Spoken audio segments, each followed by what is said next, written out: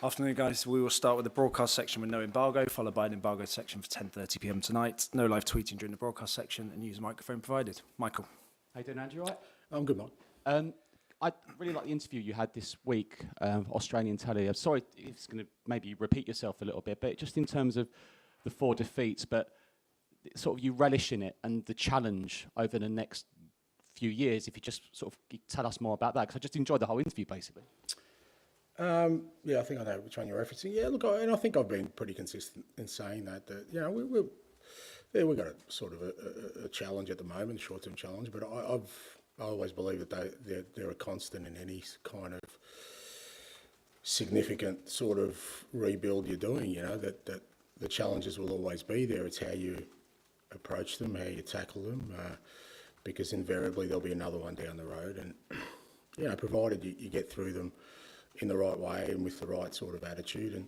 And I think that's probably, you know, from my perspective, the most important time for me to kind of make sure that I'm clear-headed about, you know, what we're trying to do and what we're trying to achieve, and more than anything be, you know, as visible as possible in that process, because, you know, it's fair to say it's everyone's trying hard. It's not through the want of trying. So, you know, you've got to make sure that, you know, you stay calm, clear-headed, and sort of chart the way forward.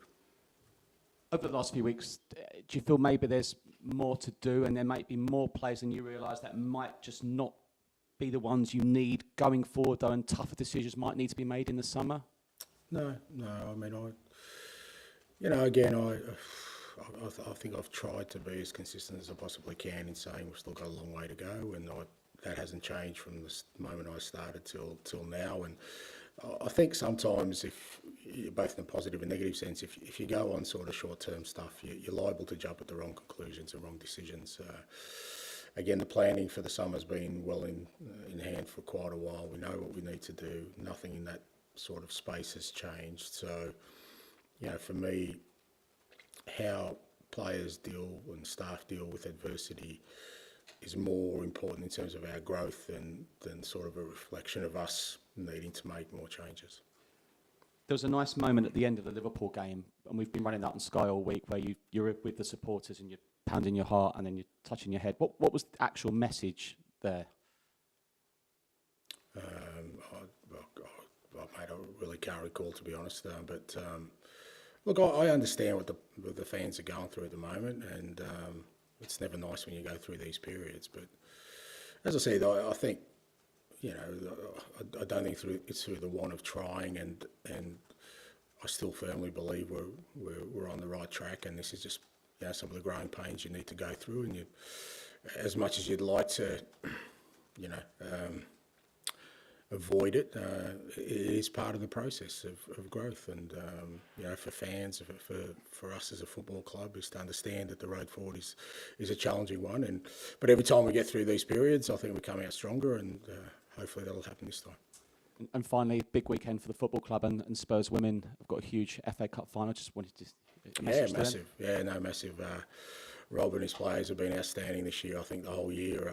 Again, they've made significant inroads in terms of their progress, and the opportunity to play at Wembley, the opportunity to win a trophy is brilliant for them. It's brilliant for our football club, and couldn't wish them all the best. I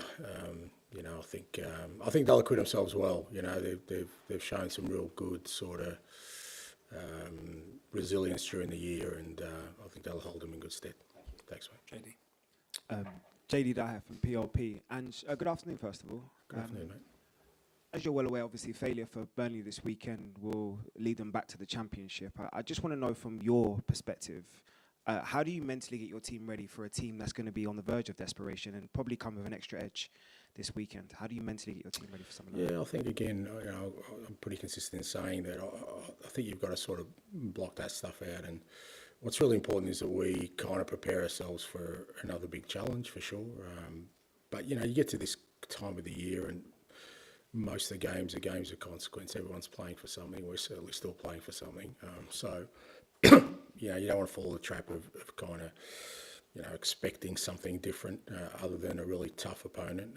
As you said, Burnley need a result tomorrow. And they've been really aggressive in their approach in trying to get there. If you look at the last sort of few weeks, they've picked up results and they've been a lot more aggressive in the way they've gone about it. So I think they feel like, we're going to go for it if we're going to have any chance to survive. So we're expecting a tough game, but I think from where we're at the moment, I think much more important is how we kind of go into the game with a focus on our football. On that note, obviously, for the standards you've set for yourself, 60 minutes that game last week would have been disappointing for your own standards. But there was a 30-minute period where there was probably some building blocks. So how can you take the positives that you saw maybe those last 30 minutes and kind of express them this weekend? Yeah, look, I thought there was positives in the first 60 minutes as well. I said after the game, it was obviously a disappointing defeat, but I thought we played more like ourselves. I thought there was a lot more sort of a conviction in our football, a preparedness to try and play against a really good opposition and put pressure on them. Obviously, when you're 4-0 down, it doesn't look great, but as I said, that gives me something to build on. And last half hour was good from an output point of view, but I felt the thing that was missing before that was our final third action, and that kind of flipped on its head in the last half hour where we got a lot more effective in the final third. So, as I said, disappointing obviously to not get the result in the way we lost the game, but there was enough there for me to provide feedback for the boys. And obviously we know we've still got a couple of weeks left in terms of the season, but we've seen the infectious energy you've had all year. So what have you kind of learned about yourself during this process in terms of your debut year in the Premier League, and what can you take as springboard to next year as well? Yeah, nothing too spectacular. I am sort of who I am. I think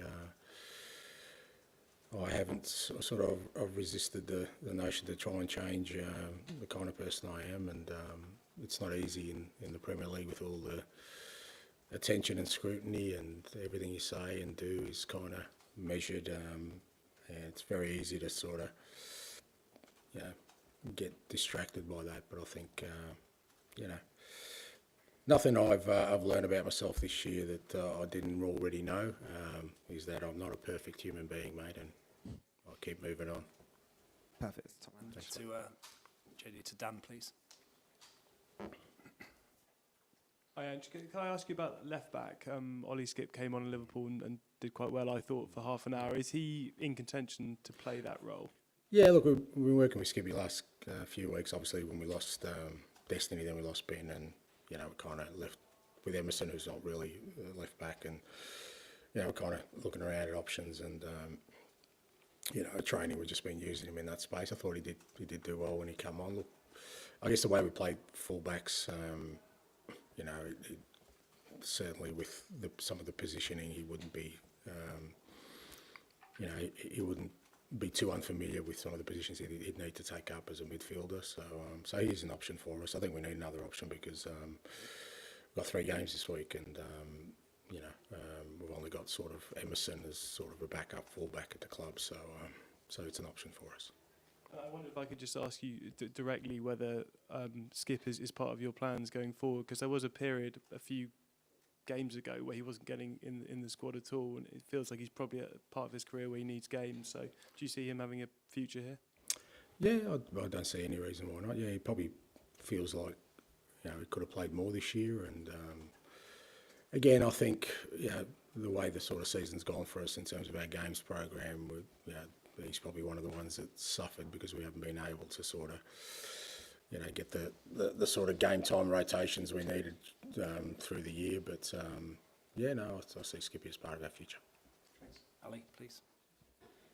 Can I just check on team news if there's any fresh injuries? Or No, nothing from last week.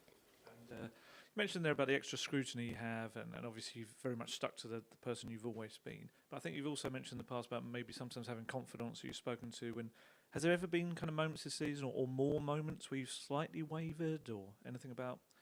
No.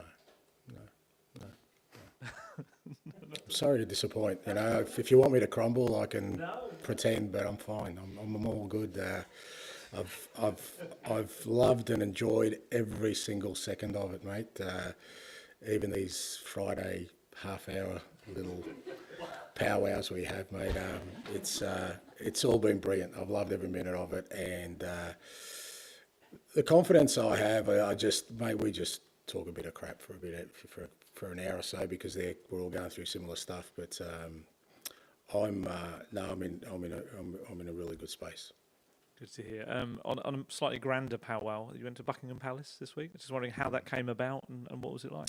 Yeah, we got an invite from the Australian government, me and the other Aussies in the group here. So Millet, Scott, I think Charlie, Grant from the women's team. It was nice, different experience. Just really inspiring because you kind of, the people we met there, people who work for charities, great causes, military people who are real heroes in society. Obviously they know who I am and they'll come up and say hello, but then just asking them about who they are in their life is just, you just see so many fantastic people who do so much in communities, often without a lot of, heralding from the wider public or acknowledgement. And I could see how happy they were to be there, how important, because finally somebody, there was some acknowledgement for them. And and bizarrely enough, the sun was shining, mate, so here in London. So, we had a really nice afternoon. Was there any element of a pinch me moment for you? Obviously, how far you've come, your journey, and then to be at Buckingham Palace with the King and all that sort of stuff? Yeah, I mean, I didn't get within 10 feet of the King, mate, so it's not like we had and if I had got closer, I probably would have asked him about the Parthenon marbles and I would have probably got thrown out at some point. But no, it was nice for me and my wife. And like I said, these are kind of experiences that you're just fortunate because of the position I hold, not because necessarily because who I am, that, you get these opportunities. And like I said, what we try and do, my wife and I, is just, really immerse ourselves in that. And just, like I said, just seeing the people in there and hearing their stories, it just, and more the joy they had of being there in that moment. And, whether it's significant for me and my wife, just seeing how significant it is for them and you're in that space is just, it's special. So, it was a good day. Finish with George, please. Hi, and I was just reading that apparently the King is a fan of Burnley. That's his football team. So are you ready to... That's probably why they kept him away from me, mate. Are you ready to disappoint him tomorrow and potentially... I'd be happy to disappoint him on that front, mate. No, not a problem. On a serious note, I mean, the last sort of run of games, I think 3 of the 4 defeats have been away, but how sort of keen are you to kind of get back to winning ways tomorrow and give the fans something for the backing they've shown, I guess, over this last week or so? I think that's important. As you said, 3 of the 4 defeats were away from home, and we had the Arsenal game at home where, we lost, but at least we gave something to our supporters. But I think it is important. Look, our supporters have been unbelievable this year for us. They've stuck with us and been a real source of encouragement for the players, home and away. And they've sort of experiences have been, up and down, obviously, but they haven't wavered in their support. And, it's an opportunity with these last 2 home games on Saturday and Tuesday for us to hopefully send them off to the summer with, not what we wanted to achieve this year, but with a hope that, come next year, they're going to be ready to get behind us again. And just funny for me, Richarlison scored at Liverpool, and that's the type of goal he's scored a few times this season. And I believe the type of goal your forwards generally do score. How much do you feel he's got to grips with what you want from him? And is he someone that you see as a sort of a key part of what you're doing here moving forward into next season? Yeah, no, look, Richie's been really good for us this year. I mean, you got to remember, when I took over, he'd scored 1 goal for the club, and for all intents and purposes, the jury was pretty much out on him in terms of any contributions. And he's in the double figures this year, I'm pretty sure, and he's missed a huge chunk of it. But every time he's played, he's looked effective, like he did on against Liverpool. Scored a good goal, set up the second one. A bit unlucky on a couple of other occasions. The one Alisson saved, and sort of Gomez has cleared off the line. So, and like I said, he's been really effective for us, and I think the way we play suits him to a great degree, and I think that's why he's got the goals. But he's also worked hard himself. So, yeah, it's just, like I said, it's unfortunate. He's had a season of reflective of a lot of players that we've never had them sort of for a huge chunk of time consistently. Okay, we'll end the broadcast section there, move on to the embargoed section for 10:30 p.m.